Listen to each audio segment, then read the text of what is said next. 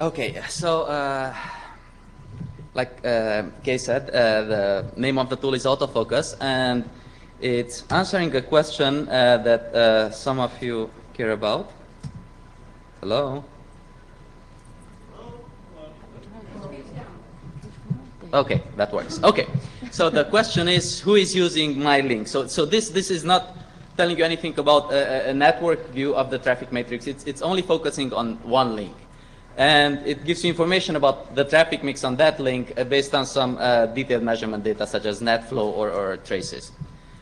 But it gets meaning out of that vast amount of raw data. So what's an informal definition of the problem? So current methods could give you things such as 50% of the traffic is Kazaa traffic, and 20% of the traffic comes from Steve's PC. We want something more. For example, we would want the analysis to tell us that 20% of the traffic is Kazaa coming from Steve's PC, and 50% is Kazaa from a certain network prefix A that also includes Steve's PC. So you can see that this is more detail about the traffic mix, more information, and sometimes it's useful. So here's the system. It has a traffic parser that goes over sampled or unsampled net flow data or packet header traces, and feeds this information into a grapher that computes some plots, and more importantly, a traffic analyzer that computes some textual traffic reports. And all these are presented in a web-based GUI. And the user can introduce, most importantly, some categories that define various meaningful categories of traffic that are treated separately. But besides that, it requires no user involvement, so it's an automatic tool. A couple of details. It's downloadable. It's free for educational, research, and nonprofit use. But I repeat, it's downloadable. So it runs on Linux and BSD and possibly on other Unix operating systems. It works best if you have a lot of memory and a lot of hard disk. Of course, the amount of hard disk it requires depends on the size of the link you want to monitor. You must have a browser that knows JavaScript to use this system. And it needs no web server, so you can just read this stuff off a local file. So no server-side scripting, no security holes exposed, even though there might be bugs in it. So, what was the approach of this magic traffic analysis? So we aim to describe all the important traffic clusters, and we want to describe multi-field clusters. So, for example, a flash crowd is not just defined by a destination IP address, it's also defined by a protocol and a port number. We also want to talk about traffic at right granularity. So if an individual computer has a lot of traffic, it's worth talking about it. If it's just a larger prefix, a larger network that has a lot of traffic, then we should talk about the network, not about individual computers. And of course, the analysis is automated. So it gives you insightful data without you having to get involved at all into this process. You just should see the final result. So an example will clear this up. So what do I mean by traffic cluster? Well, something like this, the incoming web traffic for the CS department. So the source IP can be anything.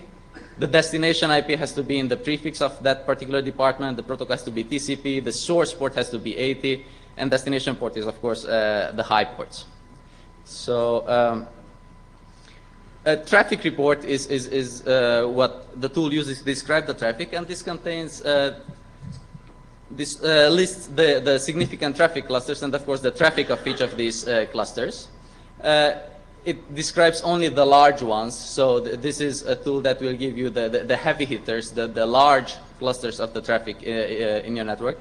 And it uses a compression rule to remove redundant clusters. And an example will clear that up in a slide or two. OK, so here you have a simple example for cluster selection.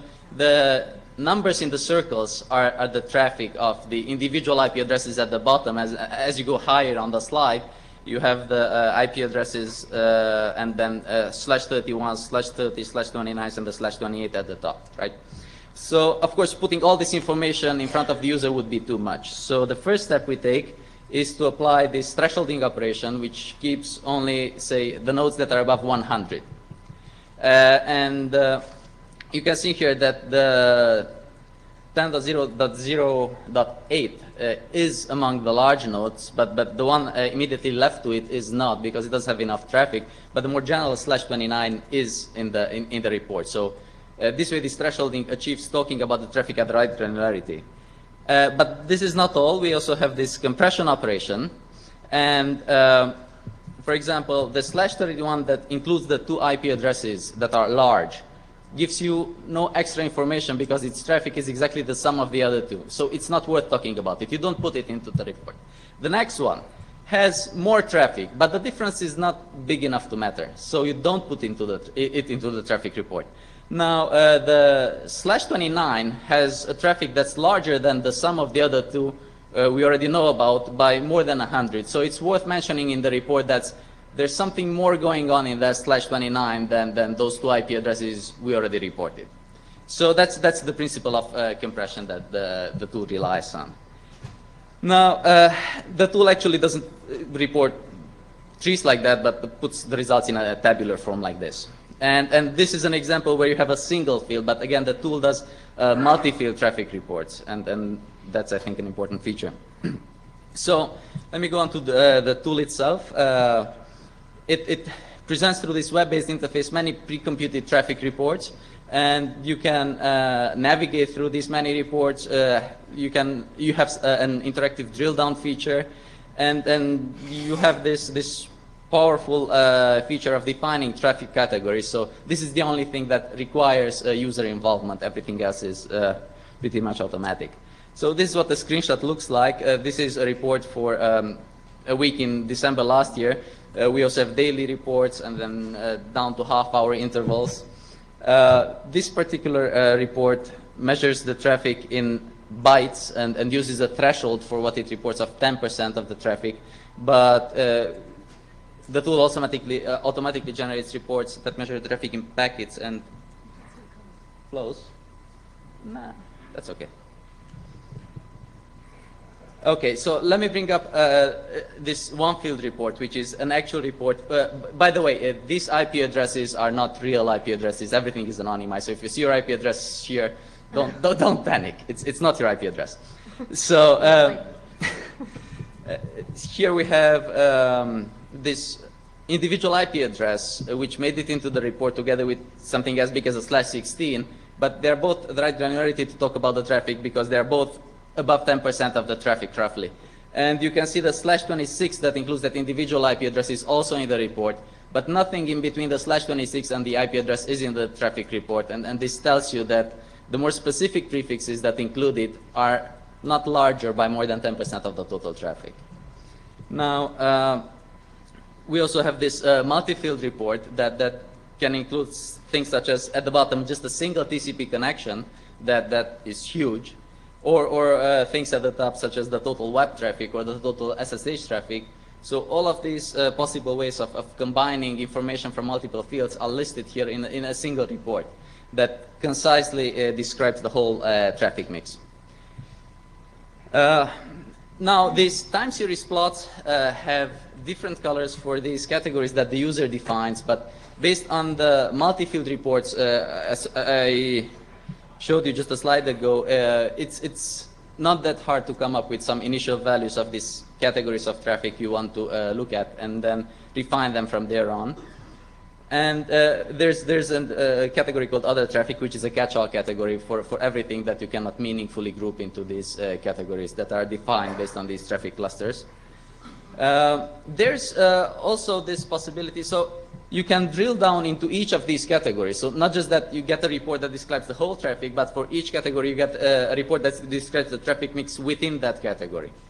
And you also have this possibility of using the filter in the GUI for drilling down in any direction you want. So for example, here we specify a prefix, and this filters out everything that's outside the prefix. And by decreasing the threshold from 10% to 2%, we get a lot more detail, but just about that prefix. So it's like a drill down. You're not overwhelmed with the data about the whole traffic mix, just about that prefix. And you can use more than one field in this filter if you want to drill down along more than one dimension at a time.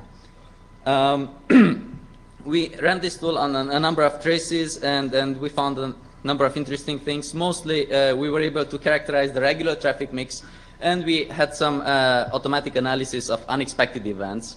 So let me just point out here that we saw conspicuous things such as huge backups, and we saw their time patterns and peaks at midnight and so on. Let me point out here that this is a different view. This doesn't measure the traffic as bytes, it measures it as flows, so those huge backups are nowhere because those use few connections. In this kind of view, you can see things such as scanning or denial of service attacks with fake addresses, so this is a useful one. In our case, we didn't see any denial of service attacks. We saw this constant scanning coming from CADA, which was a mapping project, mapping the internet with a lot of scanning. So this is an example of an unusual event that got automatically analyzed by the tool, and it's an outbreak of the Sapphire SQL worm.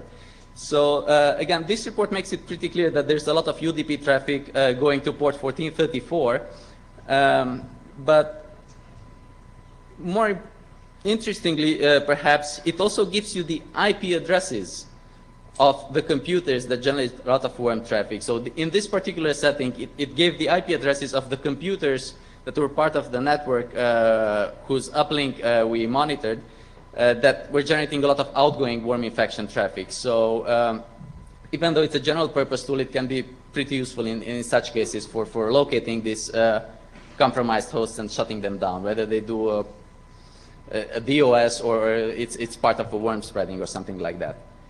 How can autofocus help you? Well, I hope that it will help you, well, if you install it, understand, it will help you understand your regular traffic mix better, which can lead to better planning of your network growth or better traffic policing. And it can also give insight into unusual events such as this worm breakout. And we also saw stuff such as routing changes, for example, just by looking at the traffic mix, the way it changed on the link we monitored. So let me just outline the benefits with respect to other tools commonly in use. It does multi-field aggregation, so not just source IP summaries or destination IP summaries or source port. It does reports that span all this, and it catches things that single field reports could not catch. It automatically finds the right granularity to talk about the traffic, so you don't have to say whether you want IP address or /24s or /16s. It finds the natural granularity based on the actual traffic mix.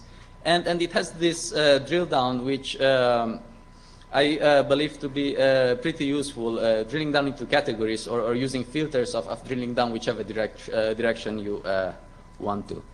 And that's all I had to say, except that it's downloadable from that URL, but it's a beta version, so it might have a few bugs left in there. So don't be surprised if not everything works exactly right.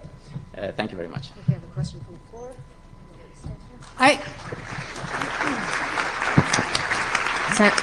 Looks like Susan has a question from email, or? yeah. Does the tool, it looks excellent, does it output to RRD? Yes, it uses RRD as its graphing engine. So actually, you need to install RRD because it relies on RRD to produce these plots. So all these are produced through RRD. Those are RRD plots. These are RRD plots, yes. Has anyone downloaded it yet and done it on the NANOG net? Any cool RRD graphs? So now, Christy just finished this tool enough to be comfortable actually sending it to NANOG. He hasn't posted it to the NANOG mailing list because he wanted to wait to introduce it to you. He'll send something to the NANOG list this week, or I will, with more details, but it's all in the slides. So you can download the paper, which was a SIGCOMM paper, which means this tool, this research has already been peer reviewed, and the best people in the research community have decided this is new, it's original, it's different. If you're only going to download one new tool from the research community this year, this should probably be it.